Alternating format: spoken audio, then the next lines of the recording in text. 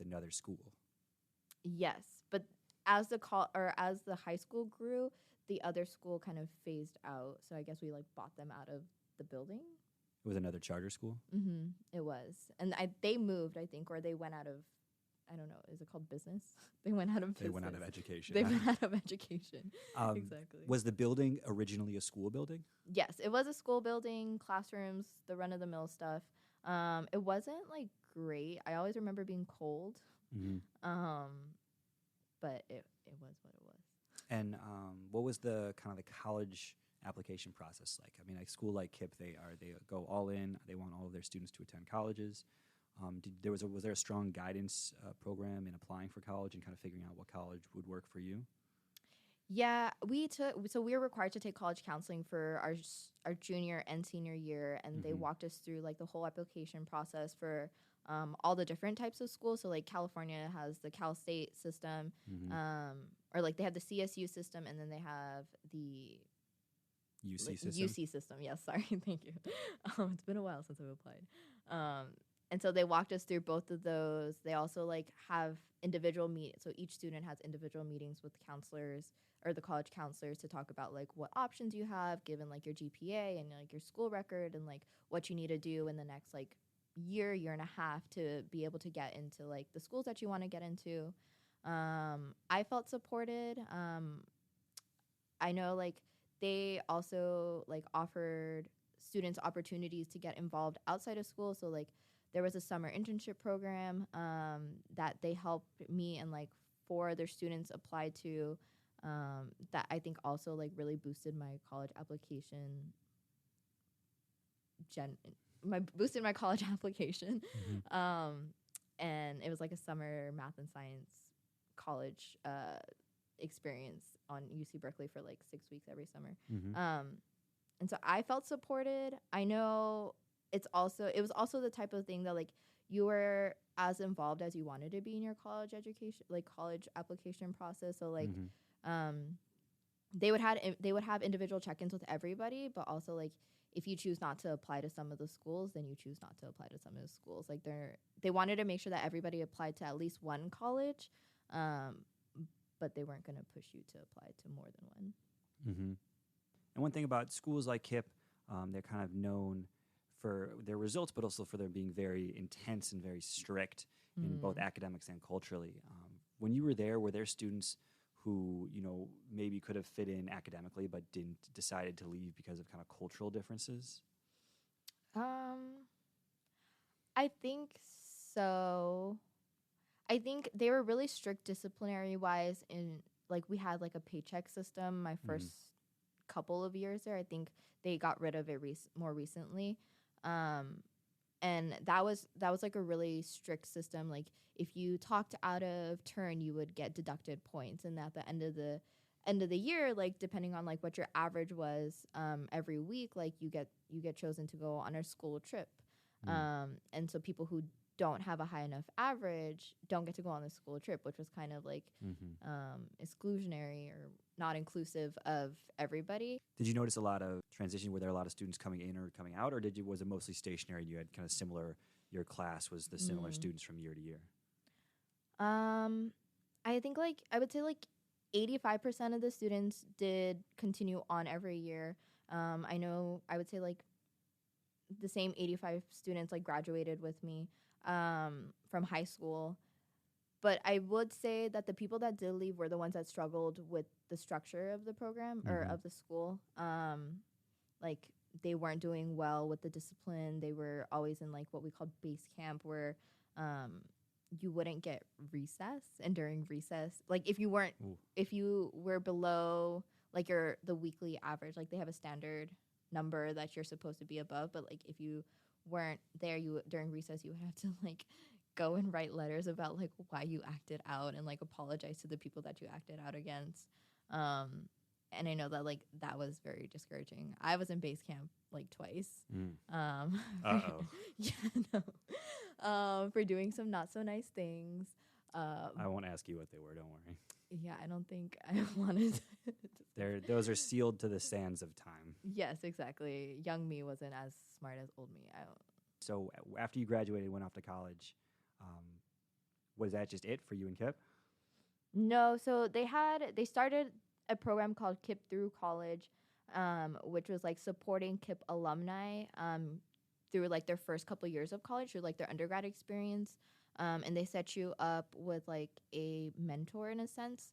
And you would do like a semester check-in. Every semester you check in with them, see like how it's going, what support you need, like if there's anything that you need help with in terms of like academics or even like social or financial assistance, they'd try to give you resources. And I really appreciated that. I had a good relationship with my mentor. He like talked me through a lot of things that I was unfamiliar with as a first generation student, navigating the college process. He helped me get internships for the summer, and like really be my best version of my college as a college student. All right. Well, thank you so much for sharing, Shanel. It was great to have you on today. Thanks for having me, Sam. That's great. All right. Thanks so much, Shanel.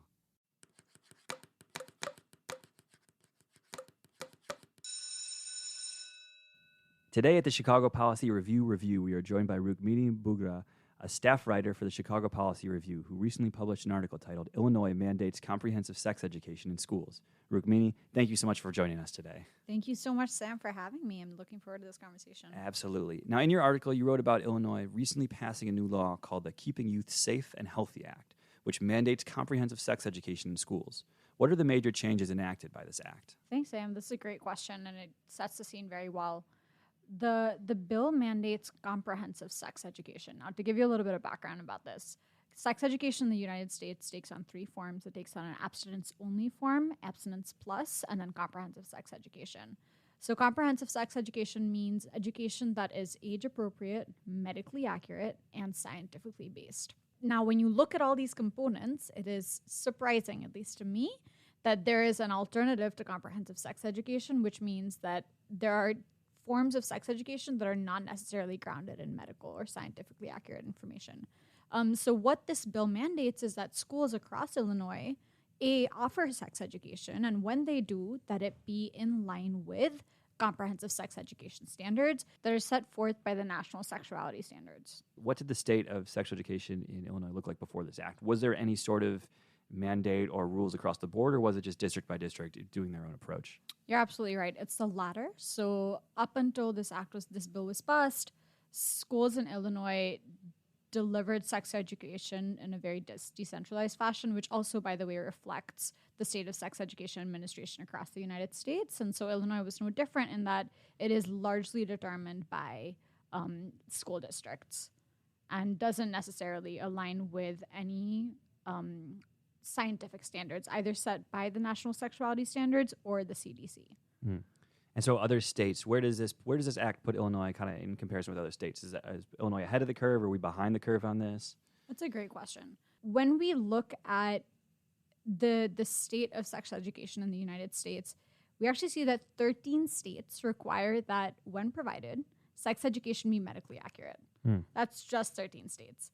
And we can look at the attributes of sex education, across medical accuracy, scientific accuracy, comprehensive sex education, and it will regularly fall, or it'll regularly be that a minority of states is abiding by attributes of comprehensive sex education. And that too are standards set at the state level, but beyond that, in terms of local administration and local quality provision, we can't say too much to that either.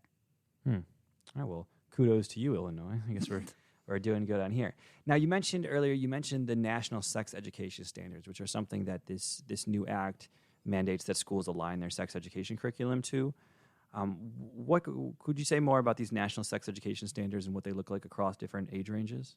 Sure, yeah, and I'm actually glad you asked about the age range, because I realized that I didn't mention this in your earlier question in terms of what this bill brings forth, but one of the key elements of comprehensive sex education is that it begins in kindergarten.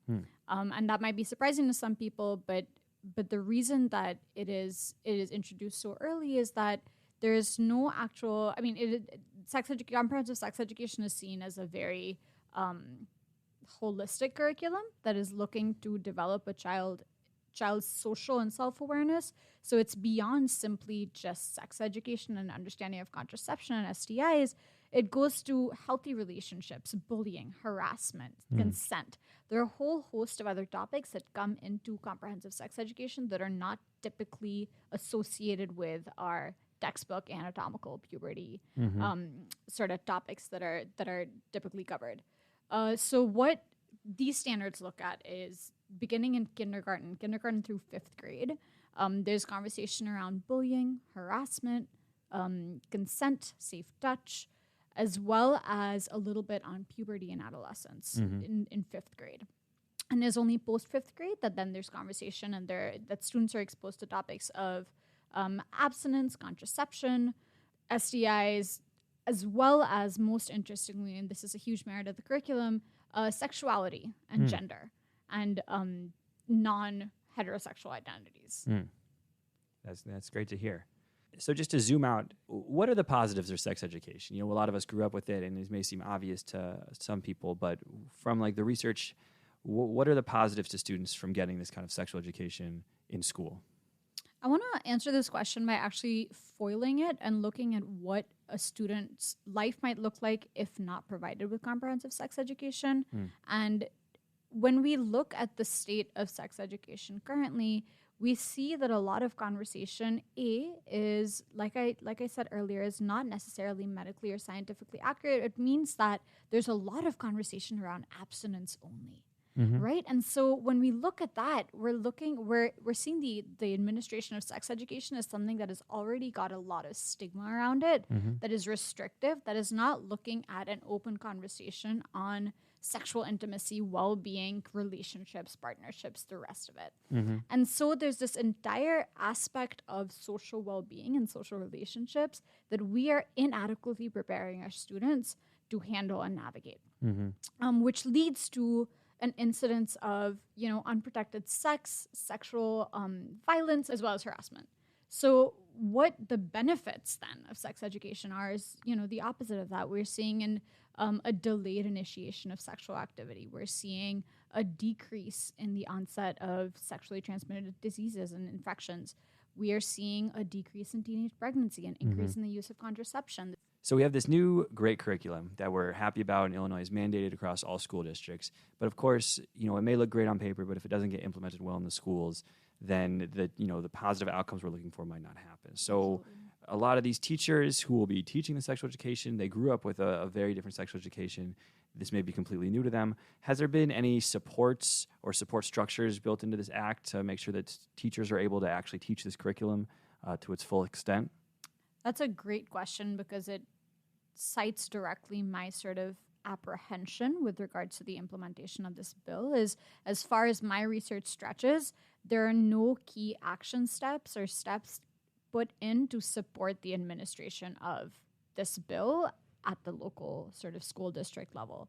And so currently there is mention in the bill that schools can choose to partner with nonprofits and experts locally in order to administer the curriculum, which in my opinion is incredibly important because teachers are not currently going through a training to be effective sex educators, right? And so even if I'm being given information about what needs to be disseminated, if I am uncomfortable, if it conflicts with my values and principles, I'm either not going to deliver it or not do it justice. And so it is really important to have those partnerships and that training, but there's not too much mention in the bill of what those support services may look like in the short as well as long term.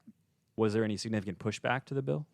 There was a fair amount of pushback. There were two levels. One was pushback saying that the bill was highly sexualized in nature, given the breadth of topics covered beyond anatomy, puberty, and abstinence, into contraception and LGBTQ identities and such. There was another form of opposition to the fact that students are going to be initiated in this curriculum in kindergarten, and so there was a lot of talk about it being age inappropriate. However, if you look at the way in which topics develop through the 12 years of schooling, one sees no mention of sex or anatomy or sexual intimacy is made until 5th or 6th grade, which provides support for the fact that these standards are in fact age appropriate.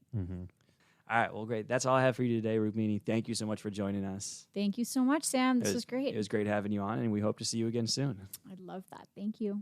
All right, that is our time for today. Thank you so much for joining us. This has been Pencils Down, a University of Chicago public policy podcast production. You can find more